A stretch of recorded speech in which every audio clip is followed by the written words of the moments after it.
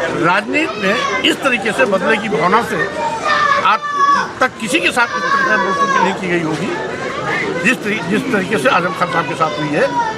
यहाँ तक कि इमरजेंसी में भी किसी भी विरोधी पार्टी के नेता के साथ ऐसा दुर्व्यवहार नहीं किया गया जैसा कि भाजपा ने श्री आजम खान के साथ किया। मैं उस घटना की निंदा करता हूँ। आजम खान साहब के शीघ्र स्वस्थ होने की कामना करता हूँ और साथ ही साथ आज हमारी उनकी पहली मुलाकात है। फिर स्वस्थ होने के बाद हम लोग बीच में बातचीत करते रहेंगे। भाजपा सरकार ने जो ज्यादती इस देश के और उत्तर प्रदेश, विशेष रूप से उत्तर प्रदेश वरिष्ठतम नेता श्री आजम खान साहब के साथ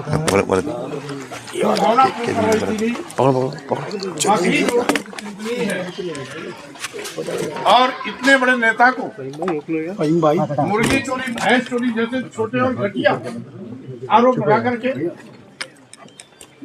लंबे अंतराल तक जेल की सलाखों में रखा। हम समझते हैं इतनी दरिंदगी तो इमरजेंसी में भी किसी नेता के साथ नहीं हुई थी। जो दरिंदगी आजम खान साहब के साथ हुई है, एक तरीके से वो लोकतंत्र पर बदनुमा दाग है। स्वाभाविक रूप से तानाशाही रवैये की शिकार भाजपा सरकार ने आपके साथ भेदभावपूर्ण जो बर्ताव किया है उसकी जितनी भी निंदा की जाए उतनी कम है। आपके साथ जो जनजातीय अत्याचार अन्याय हुआ है, सरकार ने बदले की भावना से जो हिंसात्मक कार्य किया है उसकी मैं घोर निंदा भी करता हूं। और आज की ये मुलाकात विशुद्ध रूप से औपचारिक भेंटवार्ता है, क्योंकि लंबे अंतराल के बाद माननीय न्यायालय द्वारा जमानत पर आप जेल से बाहर आए हैं।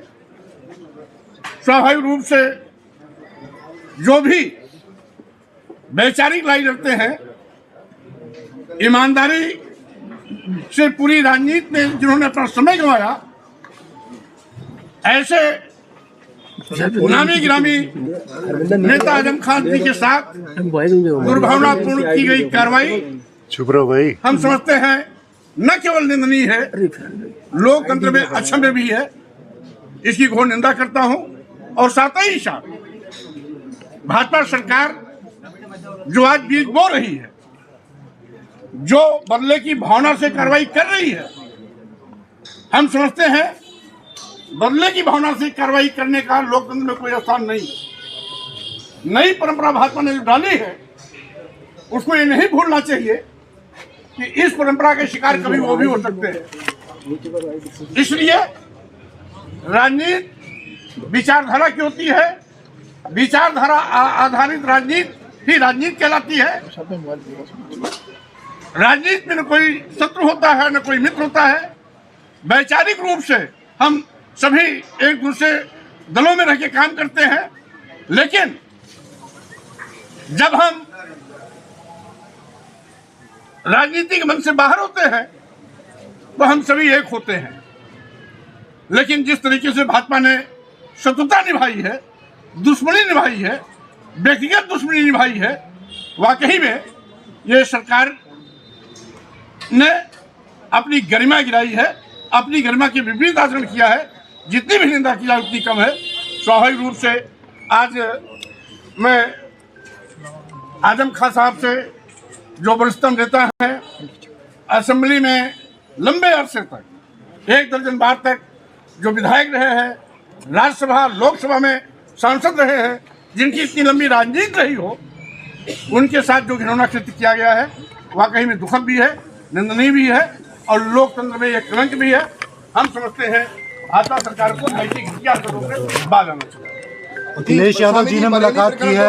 अखिलेश जी ने कहा था कि आजम खान के ऊपर भाजपा ने मुकदमे की एक नया रिकॉर्ड बनाया, हम सब मिलकर लड़ेंगे, वर्ल्ड रिकॉर्ड बनाया। बहरहाल उस पर मैं कुछ नहीं कहना चाहता। मैं उनका सवाल उनसे कीजिएगा, आपका सवाल। आजम खान साहब से आज मैं केवल मुलाकात करने आया हूँ, हालचाल लेने आया हूँ।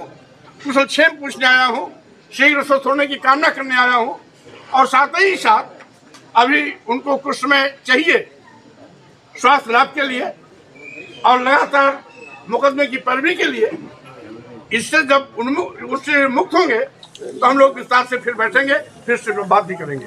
बरेली घटना पे क्या कहना चाहेंगे? बरेली घटनाओं किस तरह से देखते हैं? बरेली घटना भी सरकार की एक सोची समझी साजिश के तहत, जैसा कि वो हमेशा हिंदू मुस्लिम मस्जिद मंदिर मुद्दा बनाए रखना चाहती है, उसी के तहत भाजपा की साजिश के फलस्वरूप बरेली की घटना में जो भी घटित हुआ है वो भाजपा तारीफ काबिल है।